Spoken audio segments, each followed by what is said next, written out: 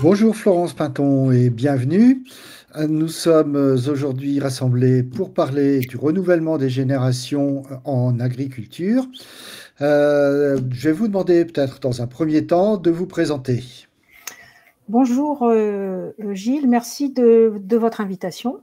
Je me présente rapidement. Donc, j'ai été pendant une quinzaine d'années professeur en sociologie à AgroParisTech. Maintenant, je suis émérite pour m'occuper de l'offre d'enseignement en partie aux ingénieurs de cette école. Par ailleurs, je suis présidente d'un centre permanent initiative environnement au nord de la Bourgogne, Yonne et Nièvre. Je dis cela pour montrer que j'ai un pied quand même fortement ancré sur le terrain.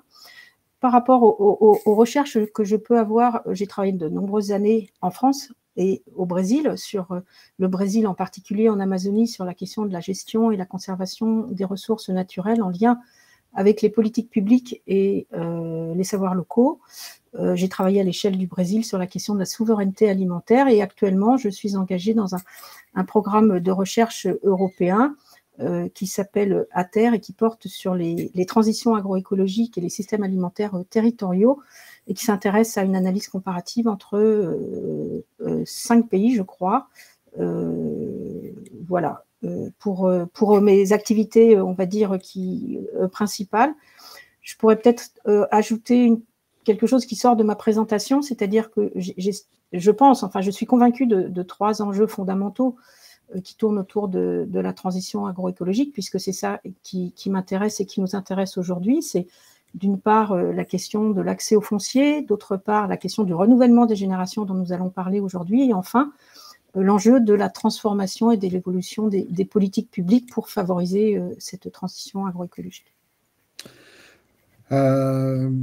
Transition agroécologique, souveraineté alimentaire, relation avec le Brésil, bon voilà des choses qui résonnent particulièrement agréablement à nos oreilles pour ce forum. Mais pourquoi est-ce que cette notion de renouvellement des générations est de plus en plus présente dans le débat public? Pourquoi en parle-t-on de plus en plus aujourd'hui? Alors, je dirais que le renouvellement des générations, c'est effectivement une question complexe et qui nous renvoie à deux interrogations ou 2 thématiques principales. La première, c'est celle de la transmission des exploitations agricoles et par conséquent de l'installation des agriculteurs. On sait que depuis la propriété privée, enfin la forme dominante de propriété, la transmission des fermes se fait essentiellement, je dirais, au sein de la famille, de père en fils pour aller très vite.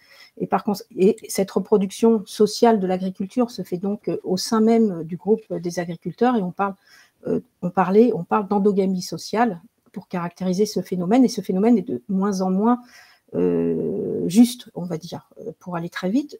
Deuxième question, c'est celle de la reconnaissance pour la France, j'entends là, de ce qu'on appelle un actif agricole par les pouvoirs publics et par la profession agricole. Vous savez que ça repose sur une norme qui est au service d'un certain type d'agriculture, une agriculture dite, on va dire, professionnelle, dite productiviste, dite spécialisée, entre autres, et qui va exclure de fait ceux qui n'entrent pas dans ces critères. Donc, en termes de normes, être reconnu comme actif agricole, c'est important parce que ça permet de bénéficier à des aides et de profiter, on va dire, des subventions de la politique agricole communautaire. Alors, la politique, je dirais, la démographie agricole suscite aujourd'hui de nombreuses inquiétudes. Vous savez comme moi qu'on a perdu en 30 ans à peu près la moitié des exploitations agricoles, ce qui nous amène aujourd'hui au chiffre de moins de 500 000 exploitations agricoles. Et on sait que dans les 10 ans à venir, cette perte de cette démographie va être de plus en plus difficile puisque à peu près la moitié des agriculteurs vont partir à la retraite dans les 10 ans. Alors, pourquoi cette érosion ?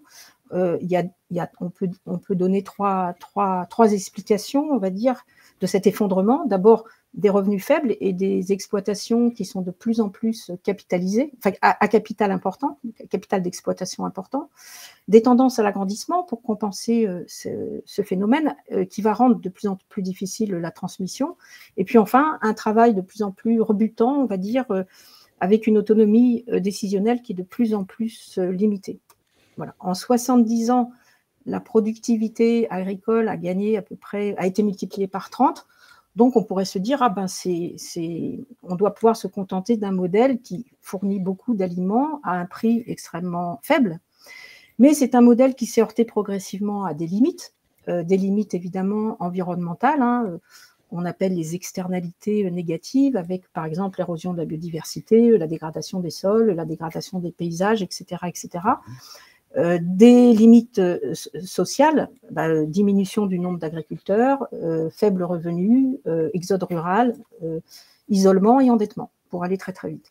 Donc cette baisse du nombre d'agriculteurs s'inscrit dans une crise durable qu'on pourrait considérer comme une des dérives de l'industrialisation progressive de l'agriculture, et donc repenser l'installation et repenser l'attractivité du métier, ça suppose de repenser l'intégralité des systèmes agricoles et alimentaires et des politiques publiques, avec deux enjeux très forts. C'est le changement de modèle qui est promu par l'agroécologie d'une part, et d'autre part, celle de la reproduction sociale des agriculteurs pour maintenir, je veux dire, à minima, des agriculteurs sur le territoire. Justement, renouvellement, ça veut aussi dire que des lignes vont bouger. Est-ce que ça ne peut pas être considéré aussi comme une opportunité pour opérer la transition agroécologique? Alors, effectivement, je pense qu'on est d'accord là-dessus. Alors, pourquoi le paysage, on va dire, agricole a énormément évolué ces dernières années, avec en particulier des candidats qui ne sont pas issus directement du milieu agricole, de plus en plus nombreux, et qui sont sous-représentés dans les aides à l'installation. Vous savez qu'en 2017, par exemple, on a calculé que 60% des agriculteurs, enfin des porteurs de projets qui s'étaient présentés à des points d'accueil-installation dans les chambres d'agriculture, 60% des porteurs de projets n'étaient pas issus du milieu agricole, ce qui constitue vraiment une évolution sans précédent par rapport à ces 40 dernières années. Et en plus, le nombre d'installations est loin de compenser le nombre de départs. Donc, on est face à un véritable problème public qui est partagé par différents acteurs, vous l'avez dit au début de l'introduction. Et donc, installer de nouveaux agriculteurs est un enjeu majeur pour la production, pour maintenir une production agricole. Et on peut se demander qui sont finalement ces nouveaux porteurs de projets. Est-ce qu'ils se différencient? Qu'est-ce qu'ils ont de différent par rapport à l'agriculteur, on va dire, conventionnel ou qui est privilégié en tant qu'actif agricole? On parle de néo-ruraux, on parle de néo-agriculteurs, on parle en fait, des nouveaux actifs agricoles qui finalement n'entrent pas dans les normes qui ont été définies par la profession il y a plusieurs dizaines d'années. Alors, les interrogations par rapport à ça sont multiples, et ce qui est assez formidable, en fait, c'est qu'on n'a pas les statistiques sur ces nouveaux actifs agricoles, tout simplement parce que la plupart du temps, ils ne passent pas par les procédures qui sont encadrés par la profession agricole, et donc ils passent sous les radars un petit peu des politiques publiques. Mais la littérature et nous-mêmes, on les a rencontrés, on a discuté avec eux, elle nous donne un certain nombre d'éléments d'information sur ces nouvelles populations.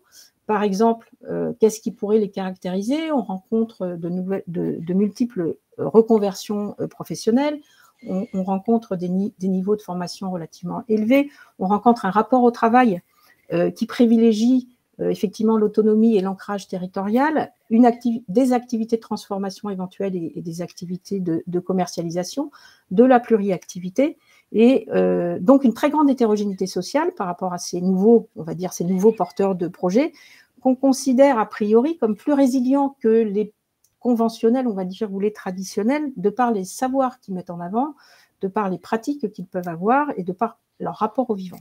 Donc, et je dirais que parmi eux, on va noter en termes de type d'exploitation l'importance du maraîchage, l'importance de la polyculture élevage, l'importance de l'élevage caprin, ça c'est des constatations basiques, l'importance de l'arboriculture par exemple, etc., etc. Voilà, donc des profils très atypiques qui ont des difficultés à accéder aux aides et qui sont porteurs d'une certaine façon du changement de modèle. tel que le définit la Alors Constitution. justement, comment ces nouveaux profils, ces aspirations à un autre modèle agricole, comment peut-on les optimiser? Quels outils peut-on utiliser justement pour que ces nouvelles installations soient mises au service d'une transition agroécologique? Et est-ce qu'il y a des freins? Alors, des instruments, il y en a, par exemple, euh, les milieux, les organisations qu'on pourrait appeler alternatives par rapport aux organisations classiques qui encadrent l'agriculture, elles ont déjà anticipé ce genre de choses et ont réfléchi à des dispositifs qui soient moins contraignants, qui soient moins prescriptifs et plus en accord avec les projets qui sont portés par ces nouveaux entrants. Et donc, on a pu observer à l'échelle nationale un certain nombre de ce que j'appellerais de nouveaux opérateurs. Alors, il y en a qui sont là depuis 10 ans, 20 ans, d'autres qui se manifestent plus tardivement, à côté des structures plus classiques et qui vont être, par exemple, rassemblés, labellisés par le gouvernement, curieusement, hein, enfin pas curieusement, mais pour accompagner les installations qu'on va appeler, par exemple, que vous devez connaître mieux que moi, les ADR, par exemple, hein, les associations de développement pour l'emploi rural et agricole. Et sur des exemples très connus, je peux citer Terre de Liens, je peux citer pour l'Île-de-France, par exemple, Abiosol, qui accompagne les porteurs de projets. Je peux citer aussi les collectivités territoriales qui s'intéressent et qui, avec la décentralisation, ont pu acquérir de nouvelles compétences et elles s'intéressent et elles sont très intéressées pour favoriser à l'échelle de leur territoire des systèmes alimentaires plus résilients, qu'elles considèrent comme plus résilients en cas de crise climatique. Donc, il y a du nouveau. On peut faire aussi l'hypothèse que ces nouveaux actifs, de par leur présence, vont contribuer par eux-mêmes à renouveler un petit peu les contours de ce qu'on pourrait appeler la profession agricole, qui doit elle-même faire des efforts d'ouverture et qui est en train beaucoup de se questionner sur ces sujets-là. Le ministère de l'Agriculture en a donné la preuve il n'y a pas très longtemps, par un appel d'offres sur ces nouveaux intrants. Qui sont-ils? Est-ce que vous pourriez nous donner des informations sur leur profil? Et ils sont un petit peu, à mon sens, obligés de le faire s'ils veulent à la fois remédier à l'érosion démographique qui s'annonce très, très, très catastrophique dans les années à venir, et si elle veut répondre aussi aux enjeux d'écologie et d'accès à l'alimentation. Finalement, ça intéresse tellement de monde qu'on se demande pourquoi on n'y arrive pas, alors peut-être plus fort ou plus vite, qu'est-ce qui bloque? Les blocages, je peux, encore une fois, c'est que jusqu'à maintenant, ces nouveaux entrants ont besoin d'appui public, ont besoin d'aide financière, ont besoin d'une formation qui leur soit adaptée, et que tout ça, ce sont des chantiers qui sont à peine, on veut dire, à peine ouverts, qu'il faudrait même impulser de façon assez rapide. Merci. Donc, pour conclure, vous étiez au Brésil à la rencontre de collègues brésiliens. Bon, j'ai moi-même eu une expérience du Brésil où il y a quelques dizaines d'années, on me rigolait au nez, si je peux dire, quand je m'inquiétais un peu de l'avenir, des successions des fermes au Brésil, dans ce pays si jeune où il était acquis une fois pour toutes que ça allait continuer. Et aujourd'hui, j'ai entendu des mêmes collègues qui se disent, ben non, on n'arrive pas à chaque fois à transmettre les exploitations. Il y a un problème de renouvellement des générations à la campagne. Est-ce que vous avez senti certaines similitudes ou différences flagrantes entre notre situation en France et celle du Brésil? Oui, alors on va dire que dans les points de convergence, ce qu'on peut observer au Brésil, c'est quand même aussi un exode rural relativement important. On a pu le remarquer dans les échanges qu'on a eus sur place en novembre dernier. Pour certains, un vrai problème qui est celui du manque d'attractivité, effectivement, du travail de la terre pour les jeunes générations. Mais en contrepoint, et toujours en différence avec ce qu'on connaît chez nous, je mettrais en avant le fait que les mouvements, alors c'est un avis personnel, hein, mais les mouvements sociaux alternatifs sont extrêmement actifs. Ils se sont vraiment emparés de l'agroécologie ces 10 dernières années comme un moyen d'émancipation et de respect de la nature. Ils sont portés par des mouvements comme le mouvement des Sans-Terre, comme le mouvement des femmes, on va dire, hein, qui est très actif, les mouvements de la petite agriculture, qui partagent tous entre eux la question importante de la fonction sociale de l'agriculture et l'enjeu d'une alimentation de qualité. Hein. Pourtant, et ce qu'on peut dire en admiration de ces mouvements, c'est qu'ils ont résisté à quand même plusieurs années de pouvoir de Bolsonaro, qui a quand même coupé toutes les aides à l'agroécologie pendant son pouvoir, et puis le pouvoir délimité, politique délimité de l'agronégocio, qui fait tout aussi pour on va dire, limiter, freiner toutes ces envies et toutes ces tentatives et toutes ces dynamiques de transition, je ne sais pas si le terme est exact, en tout cas de développement d'une agriculture plus adaptée aux enjeux qui sont les leurs. Merci beaucoup. Donc, en conclusion, on voit qu'il y a des questions qui sont communes, des problèmes qui sont communs. Nous avons fermement l'intention de continuer les échanges pour voir ce que les uns peuvent apprendre des autres et inversement. Merci beaucoup de cette intervention, qui nous donnera aussi quelques munitions lors de ces échanges pour pouvoir situer les questions en France à l'intention de nos collègues brésiliens. Merci Florence et à bientôt. Merci Gilles, et au plaisir de continuer ces conversations.